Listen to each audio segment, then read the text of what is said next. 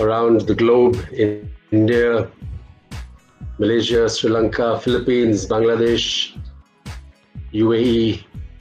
A very warm welcome, and would like to present to you today Orchid Global DMC Lanka Private Limited, our new office that we have started in Sri Lanka, in Colombo, this year.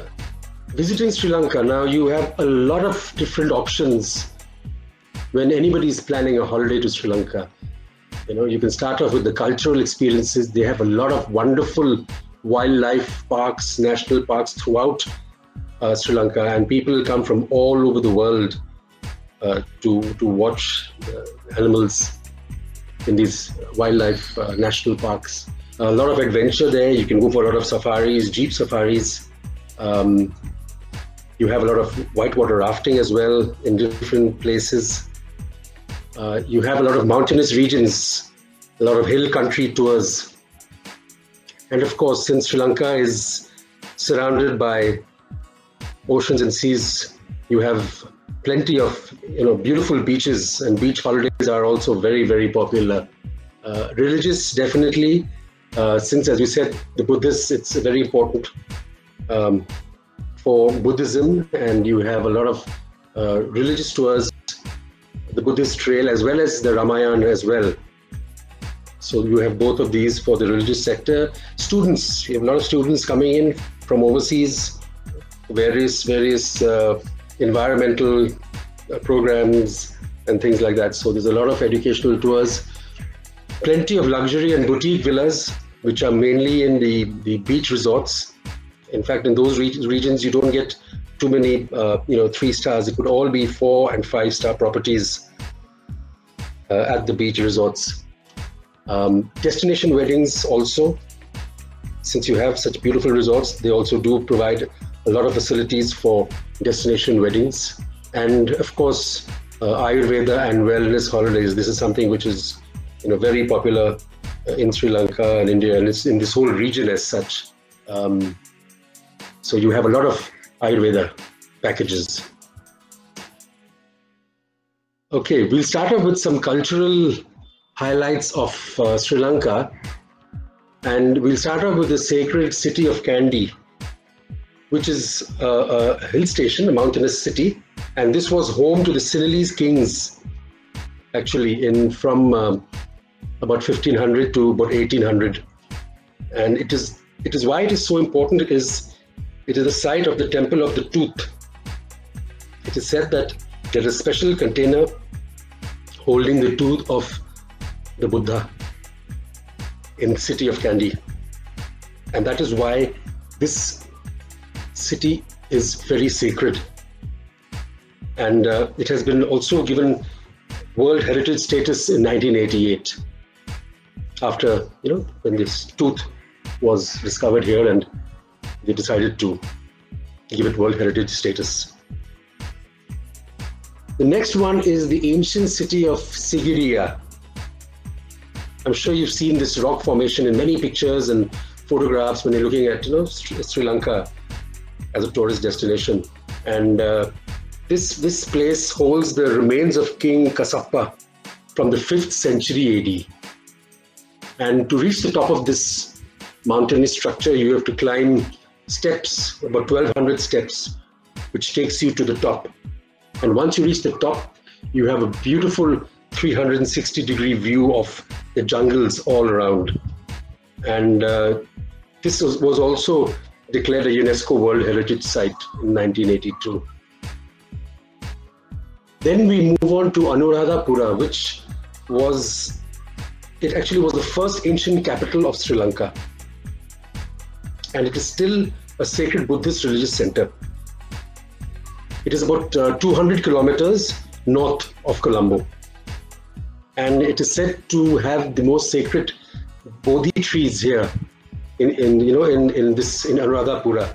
And that is why it is also a very, very sacred place. Also a UNESCO World Heritage Site. The ancient city of Polonnaruwa also. This actually basically Sigiriya, Anuradhapura and Polonnaruwa form a cultural triangle.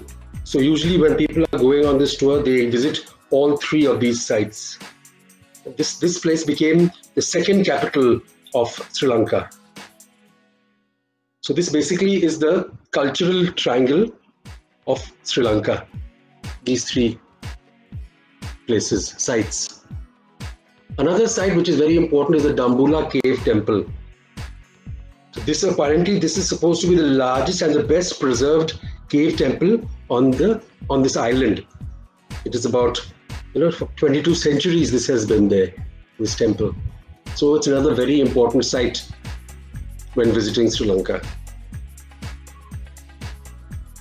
Now let's move on to the Kandy festival. This is a very popular and very important festival which happens every year, usually in the month of July and August, between this time.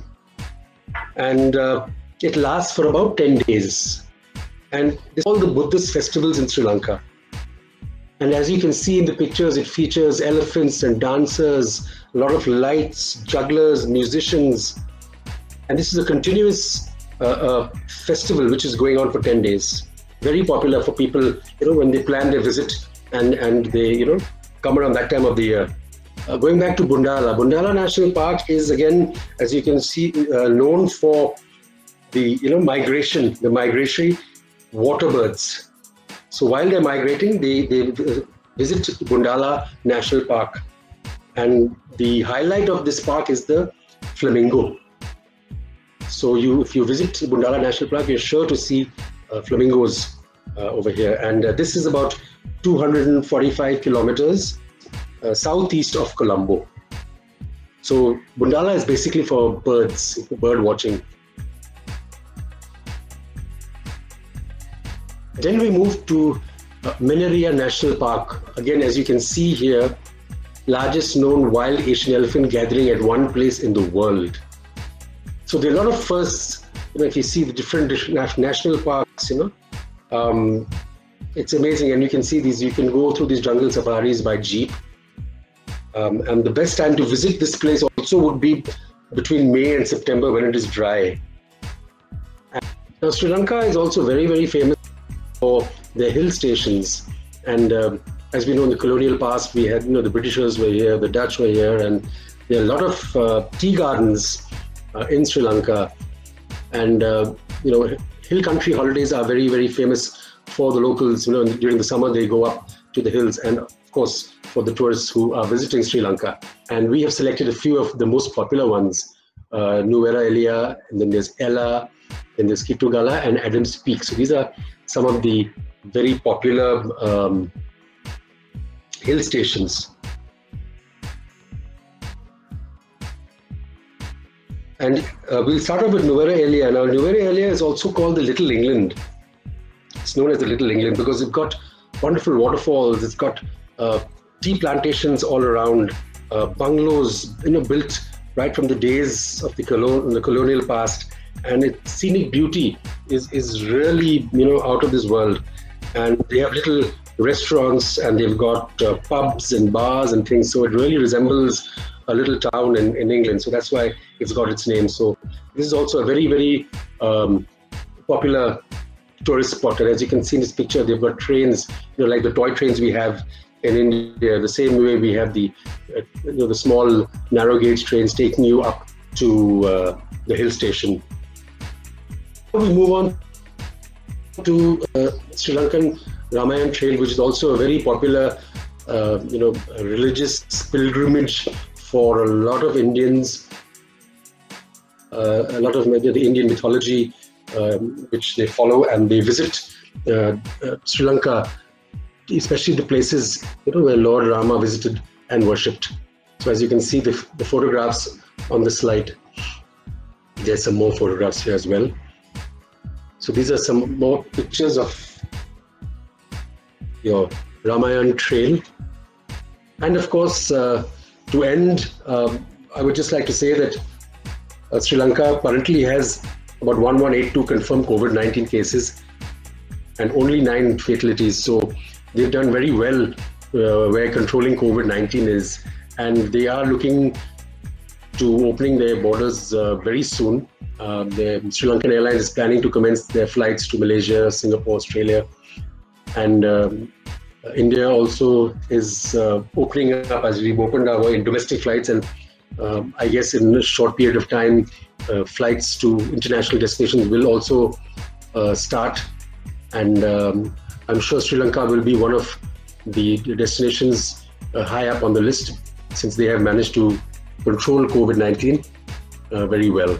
I end my presentation here. I hope you have understood and taken in a considerable bit of Sri Lanka, and look forward to everybody, sending your inquiries. At the moment, you can even send us, your inquiries. I know it will take time for people to travel, but no harm in getting to know more about the country. Thank you very much.